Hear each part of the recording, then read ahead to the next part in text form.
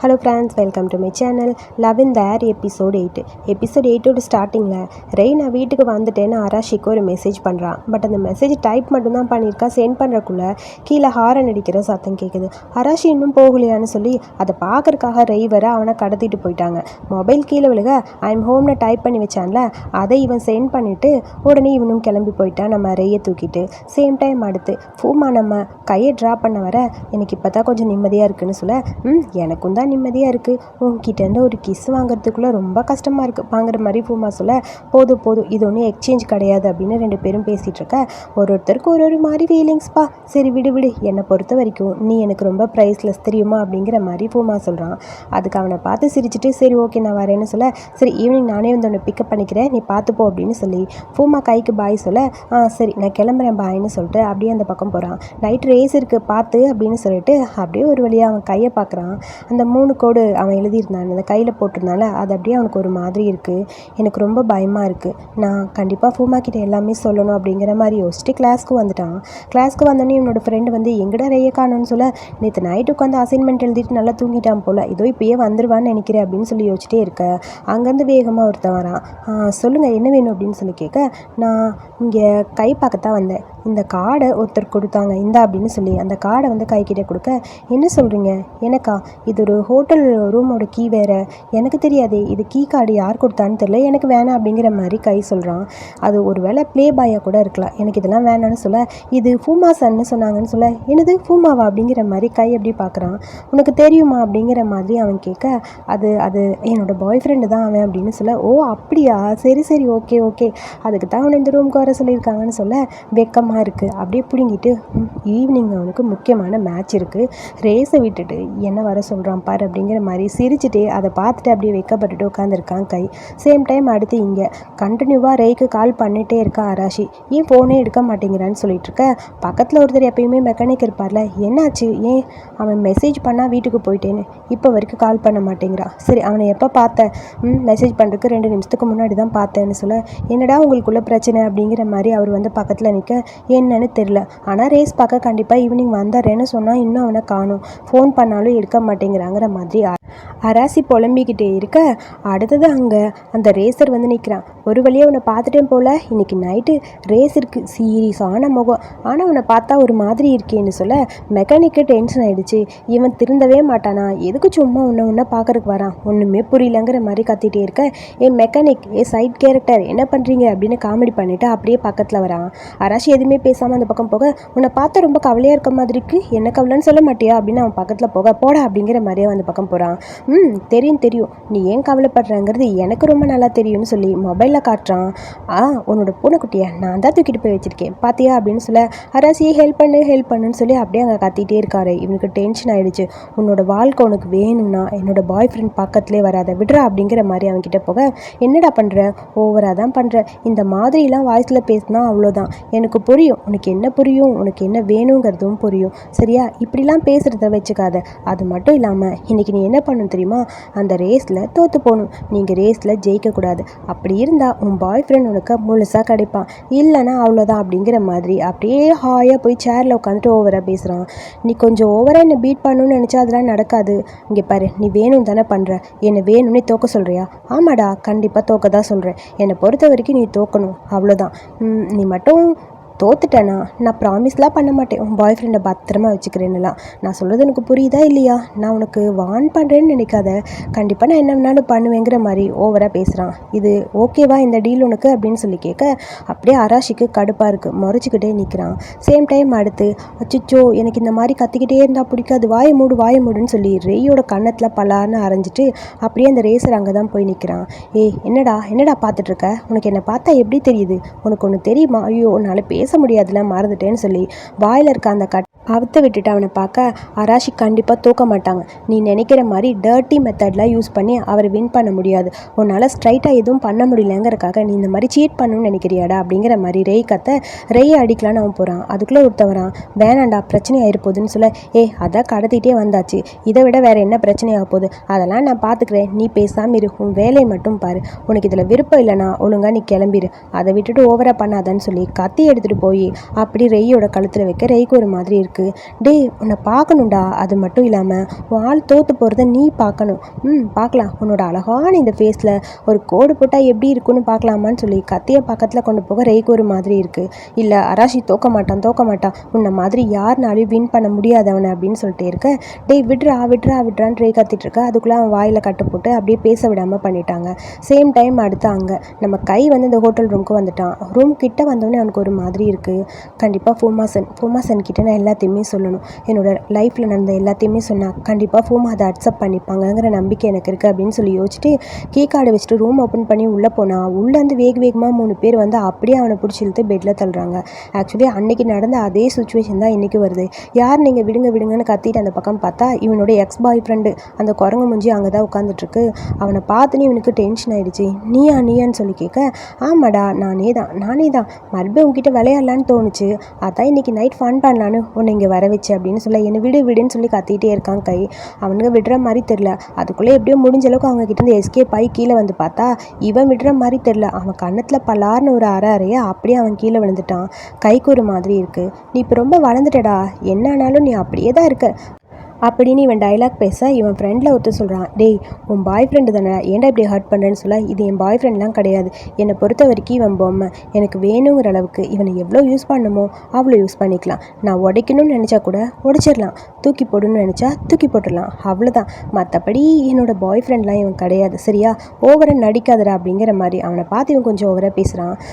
நீ என்கிட்ட ரொம்ப ஜாலியாக என்ஜாய் பண்ணில, உனக்கு அது ரொம்ப பிடிச்சிருக்குமே, உனக்கு அடிக்கடி இது ரொம்ப பிடிக்கும்னு சொன்னியே, ஆனால் இப்போ உனக்கு பிடிக்கலையாடா, எனக்கு ரொம்ப ஹாப்பியாக இருக்குடா உன்னை இந்த மாதிரி பார்க்கறக்கு, அப்புறம் உன்னை ஹக் பண்ணாலே எனக்கு பிடிக்கும் தான், ஆனால் என்ன தெரியுமா, உன்னோட பாய் ஃப்ரெண்டாக இல்லை, ஒரு பொம்மை மாதிரி உன் கூட இருக்கிறது தான் எனக்கு பிடிக்கும், என்னை பொறுத்த வரைக்கும் நீ ஒரு பொம்மை, அவ்வளோதான், பொம்மையை முடிஞ்சிச்சில, அதை தூக்கி போட்டாச்சு, சரி விடு பார்த்துக்கலாம், அடுத்து உன் பாய் ஃப்ரெண்டை நினச்சா எனக்கு ரொம்ப கவலையாக இருக்குடா, உன்னோட புது பாய் ஃப்ரெண்டு, கண்டிப்பாக அவனே நீ முட்டாளாக்க போகிற அப்படித்தானேன்னு சொல்ல, என்ன பேசுகிறேன்னு சொல்லி கை அப்படி திரும்புகிறான்.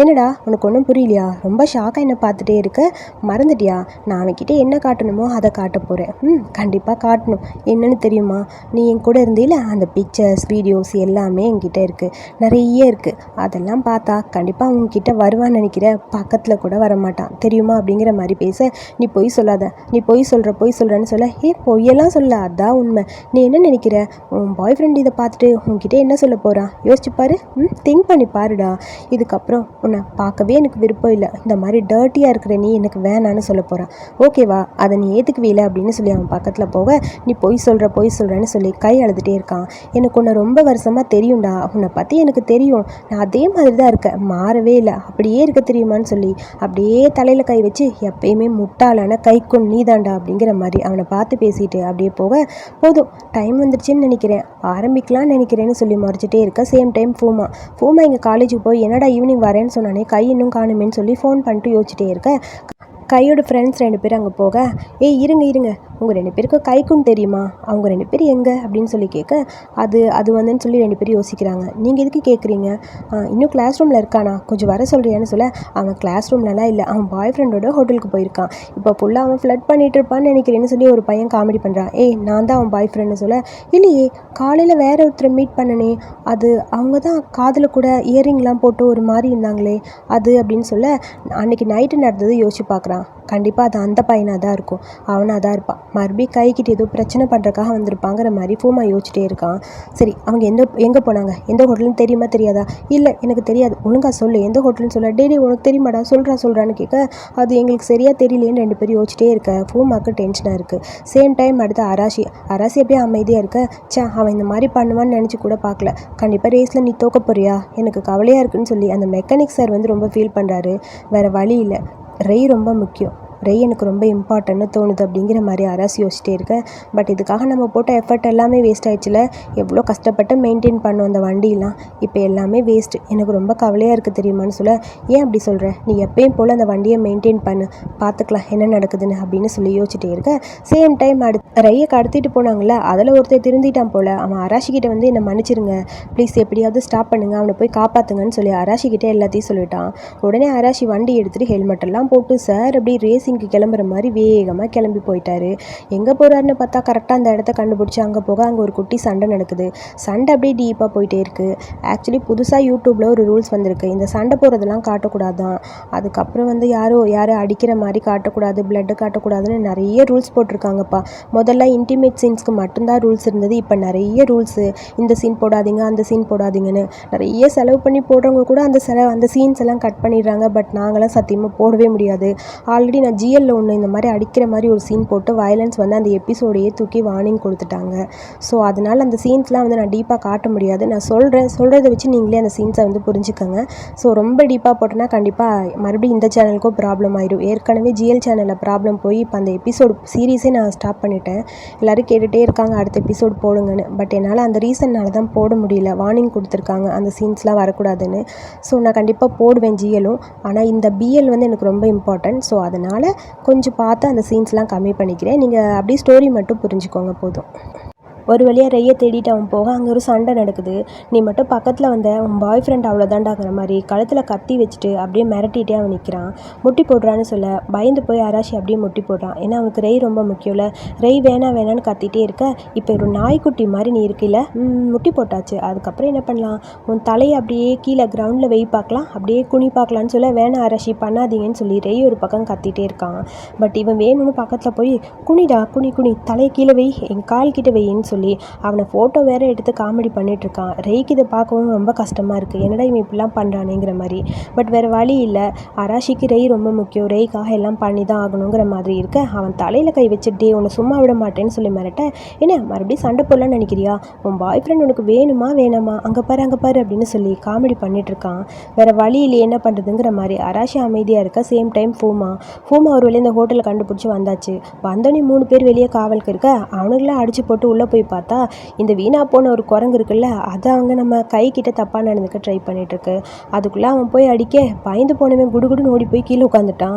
அதுக்கப்புறம் கையை போய் பார்த்தா கை அப்படியே அழுதுகிட்டே படுத்திருக்கான். என்னை மன்னிச்சிடுங்க, நான் உங்களுக்கு மேட்ச் கிடையாது, நான் உங்களுக்கு ஏற்ற பர்சன் கிடையாது, என்னை விட்டுருங்கன்னு சொல்லி கை ஒரு பக்கம் அழுதுகிட்டே இருக்க, நீ இந்த மாதிரி தப்பாக பேசாத, உன்னை இந்தளவுக்கு பண்ணவ அவன் தானேன்னு சொல்லி அவனை அடின்னு அடிக்க மூஞ்சிலேருந்து வாயிலேருந்துலாம் ரத்தமாக ஒழுகுது. அதை பார்த்தோன்னே கைக்கு ஒரு மாதிரி ஆயிடுது. வேணாம், இதுக்கு மேலே அடித்து அவன் செத்து போயிடுவான், நம்ம வீட்டுக்கே போயிடலாம், ப்ளீஸ் வேணாம் வந்துருங்க அப்படிங்கிற மாதிரி கை ஒரு பக்கம் அழுக, சரி நீ நல்லபடியாக இருக்க அதுவே எனக்கு போதுங்கிற மாதிரி கையை கூட்டிகிட்டு ஃபூமாவும் போயிட்டான். அப்புறம் இங்கே ரெய்யும் அராஷியும் அந்த ரேஸரை சும்மா வாங்குன்னு வாங்கி அடி பிச்சு உதறிட்டாங்க. சேரெல்லாம் தூக்கி மண்டையில் போடுற அளவுக்கு அடிச்சு போட்டா ரெய்க்கு இவ்வளோ கோவம் வரும்னு இப்போ தான் தெரியும். ஸோ ஒரு வழியாக அங்கே இருக்கிற எல்லாரையும் அடிச்சு போட்டு 2 பேரும் ஒரு வழியாக நல்ல வேலை எப்படியோ தப்பிச்சிட்டோம். சரி ரேஸ் அங்கே போயிட்டு தான் இருக்குன்னு சொல்ல, அப்புறம் அங்கேருந்து நம்ம மெக்கானிக் சார் ஃபோன் பண்ணி ரேஸ் எல்லாம் கரெக்டாக தான் போயிட்டுருக்கு, நீ பார்த்து வா சரியா, நீ ஓகே தானே அப்படின்னு சொல்லி கேட்க, ரேஸ் இங்கே நல்லபடியாக போயிட்டுருக்கு, நீ கவலைப்படாத, நான் இங்கே இருக்க சுச்சுவேஷனை பார்த்துக்கிறேன், எல்லாத்தையும் ஆர்கனைஸ் பண்ணிக்கிறேன், ஹேண்டில் பண்ணிக்கிறேன், நீ பார்த்து வா அப்படின்னு சொல்ல, சரி ஓகேன்னு சொல்லி அவனும் கொஞ்சம் ஹாப்பியாக தேங்க்யூ அப்படின்னு சொல்லிட்டு அராஷி ஃபோனை கட் பண்ண, அப்பா ரொம்ப கவலையாயிடுச்சுல, உங்களை நினச்சி எனக்கு தான் கொஞ்சம் பெருமையாக இருக்கு அராஷி அப்படின்னு சொல்லி ரே அவனை பார்த்து பேச, நான் தான் உன்னை கஷ்டப்படுத்திட்டேன்னு சொல்ல, இல்லை நான் தான் உங்களை கஷ்டப்படுத்திட்டேன், என்னால் தானே எல்லாமே நடந்ததுன்னு சொல்லி 2 பேரும் ஒரு வழியாக எல்லாமே ஸ்மூத் ஆயிடுச்சுன்னு சொல்லி அப்படியே ஹக் பண்ணிக்கிறாங்க. சேம் டைம் அடுத்து இங்கே நம்ம கையும் ஃபூமாவையும் தான் காட்டுறாங்க. நான் உங்ககிட்ட ஒரு உண்மையை சொல்லணும், இதுக்கு முன்னாடி நான் அவங்க கூட டேட்டிங்கில் இருந்தேன் அப்படின்னு சொல்லி கை அவனோட லைஃப்பில் நடந்த எல்லாத்தையுமே சொல்கிறான். நான் அவனை ரொம்ப லவ் பண்ணேன், ஆனால் அவனை பொறுத்த வரைக்கும் நான் ஒரு பொம்மை மாதிரி, என்னை ரொம்ப ஹர்ட் பண்ணணுன்னு தான் நினச்சான். அவனோட ஃப்ரெண்ட்ஸோடு சேர்ந்து அவன் என்னை ரொம்ப காயப்படுத்தினான், ரொம்ப கஷ்டப்படுத்தினான், எல்லோரும் என்னை ரேப் பண்ணாங்க, அந்தளவுக்கு நடந்தது. எனக்கு நைட் ஒரு கனவு வருதுல்ல, அந்த கனவு அதுதான், அவன் கிட்டேருந்து தப்பிக்கவே முடியல, நல்லபடியாக அந்த கனவுலேருந்து என்னை வெளியே கொண்டு வந்தது நீங்கள் தான், உங்ககிட்ட இந்த உண்மையெல்லாம் சொல்லணும்னு நான் நினச்சேன், என்னை பொறுத்த வரைக்கும் எனக்குன்னு யாருமே இல்லைன்னு நினச்சேன், நீங்கள் இதுக்கப்புறம் என்னை ஏற்றுக்காதும் உங்கள் விருப்பம் அப்படின்னு சொல்லி அப்படியே எல்லா கதையும் சொல்லிட்டு இருக்கான் கை.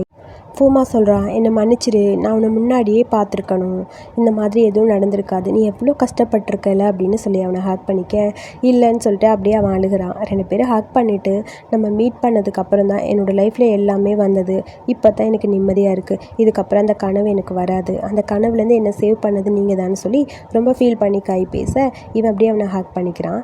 2 பேரும் ஐ லவ் யூன்னு சொல்லி ஐ லவ் யூ டூன்னு சொல்லி கிஸ் பண்ணி அப்படியே ஒரு வழியாக இவங்களோட லைஃப்பு கொஞ்சம் ஸ்மூத் ஆகிடுச்சு. ஒரு வழியாக இவங்களோட பிரச்சனையும் சால்வ் ஆகிடுச்சு, அவங்க பிரச்சனையும் சால்வ் ஆகிடுச்சு. அப்புறம் நம்ம ரெய்யும் அராஷியும் ஒரு பாத்டப்பில் உட்காந்துருக்க, உங்களுக்கு வலிக்குதான்னு சொல்லி கேட்க, அதெல்லாம் ஒன்றும் இல்லை, நான் நல்லா தான் இருக்கேன், உனக்கு எந்த பிரச்சனையும் இல்லைல்ல. ம், என்னை காப்பாற்றுறக்காக தானே அங்கே வந்து நீங்கள் மாட்டிக்கிட்டீங்கன்னு சொல்லி ரெய் சொல்கிறான். இங்கே பாரு, உன்னை இன்னும் இன்னும் ரொம்ப ரொம்ப லவ் பண்ணுறக்கு எனக்கு சுச்சுவேஷன் வந்துகிட்டே இருக்குது. இதுக்கு முன்னாடி லவ் பண்ணதை விட இப்போ உன்னை ரொம்ப ரொம்ப லவ் பண்ணிகிட்டே இருக்கேன். என்னோடய ஹார்ட் பீட் உனக்கு கேட்குதா அப்படின்னு சொல்லி ரெய்யை பார்த்து கேட்க, நான் என்ன சொல்லணும், நான் சொல்ல மாட்டேன் அப்படின்னு சொல்லி அப்படியே அவன் வைக்கப்பட, அதுக்கப்புறம் 2 பேரும் அந்த ஹாட் வாட்டரில் உட்காந்து கிஸ் பண்ண ஆரம்பிக்கிறாங்க. கிஸ் அப்படி லென்த்தியாக போக 2 பேருக்கு இடையில க்யூட்டான மூமெண்ட்ஸு, அப்படியே ஒரு ரொமான்டிக் மூமெண்ட் போக ஐ லவ் யூ ரெய்ன்னு சொல்லி அராஷி சொல்ல, ஐ லவ் யூ அராஷின்னு அவனும் சொல்ல, அப்படியே ஒரு வழியாக 2 பேருக்கு இடையில மேட்ரங்க முடிஞ்சுது. அடுத்த நாள் காலேஜில் பிஸியாக ப்ராஜெக்ட் பண்ணிகிட்ருக்க, நான் டிசைன் பண்ணது நல்லா இருக்கா நல்லா இல்லையான்னு சொல்லி அவன் காட்டுறான். நல்லா தான் இருக்குது, இதில் என்ன இருக்குது, லவ் இருக்குது பாருங்கள் அப்படின்னு சொல்லி அந்த டிஷர்ட்டை காட்ட, நான் போய் சார்கிட்ட கேட்டு வரேன், நீங்கள் என்ன சொன்னாலும் ஒத்துக்க மாட்டீங்க சார், சார் இது நல்லா இருக்குல்ல அப்படின்னு சொல்லி அவங்க சார்கிட்ட காட்ட, நல்லா இருக்குன்னு சொல்ல, சேம் டைம் அடுத்து அங்கே பூமாவும் ஆராஷியும் வந்து நிற்கிறாங்க. ஹாய் வந்தாச்சு அப்படின்னு சொல்லி ஹாய்ன்னு சொல்ல, அவங்க 2 பேரையும் பார்த்தோன்னே கை ஒரு பக்கம் எந்திரிக்கிறான், ரெய் ஒரு பக்கம் எந்திரிக்கிறான். போகலாமா, போகலான்னு சொல்லி 2 பேர் வர, ரெய்க்கு ஒரு மாதிரி கஷ்டமாக இருக்குது. ஒரு நிமிஷம் இருன்னு சொல்லிட்டு ரின்காவை பார்க்குறான். ரின்கா அது வந்து அப்படின்னு சொல்ல, ஒன்றும் இல்லை ரெய், எனக்கு ரொம்ப ரொம்ப ஹாப்பியாக இருக்குது, கங்க்ராச்சுலேஷன் அப்படின்னு சொல்லி ரின்கா சிரிக்கிறா. உனக்கு ஒரு ப்ராப்ளம் இல்லைல்ல, அதெல்லாம் எதுவும் இல்லை, ஒன்று நினச்சா எனக்கு ரொம்ப ஹாப்பியாக இருக்குது, நீங்கள் 2 பேரும் ரொம்ப க்யூட்டாக இருக்கீங்க தெரியுமான்னு சொல்லி ஃப்ரெண்ட்ஸோடு போய் நின்று, அங்கே பாரு அவங்க 2 பேர் பேரும் ரொம்ப க்யூட்டாக இருக்குல்லன்னு சொல்ல, 2 பேரும் அவங்கவுங்க பேரோட அப்படியே ஓடி வர, 2 பேரோட அதாவது 2 பேரோட க்யூட்டான மூமெண்ட்ஸு, ஒரு பக்கம் கை ஃபூமா, இன்னொரு பக்கம் ஆராஷி ரெய்னு அப்படியே ஹக் பண்ணிக்க கிஸ் பண்ணிக்க இந்த க்யூட்டான மூமெண்ட்ஸோட இந்த எபிசோடை இங்கே முடிச்சிருக்காங்க. ஃபைனலி அப்படியே ஒரு லாங் ரைடாக 2 பேரும் போகிறாங்க. ஸோ இந்த சீரீஸ் ஆல்ரெடி நம்ம தாயில் பார்த்துருக்கோம். ஸோ அதில் இன்னும் கொஞ்சம் ப்ரீஃபாக வரும், இதில் கொஞ்சம் ஷார்ட்டாக ஜாப்பனீஸ் ஃபேன்ஸுக்கு ஏற்றபடி அவங்க கொடுத்துருக்காங்க. ஒரு ஃபீல் குட்டான ஒரு சீரீஸ். ஆக்சுவலி ஆக்டர்ஸ் தான் வேறு, தவிர சீரீஸை பொறுத்த வரைக்கும் அது வேறு ஒரு ஜோனரில் இருக்கும். நம்மளுக்கு தாய் சீரீஸ் எப்பயுமே பெஸ்ட்டாக இருக்கும், நம்ம அதை ஃபஸ்ட்டு பார்த்தனால நமக்கு அது பெஸ்ட்டாக இருக்கும்னு தோணுது. பட் என்னை பொறுத்த வரைக்கும் ரெண்டுமே ஓகே, இது ஓகே அப்படிங்கிற மாதிரி இருந்தது. ரொம்ப வளவலன்னு இருக்காமல் டக்குன்னு முடிச்சிட்டாங்க.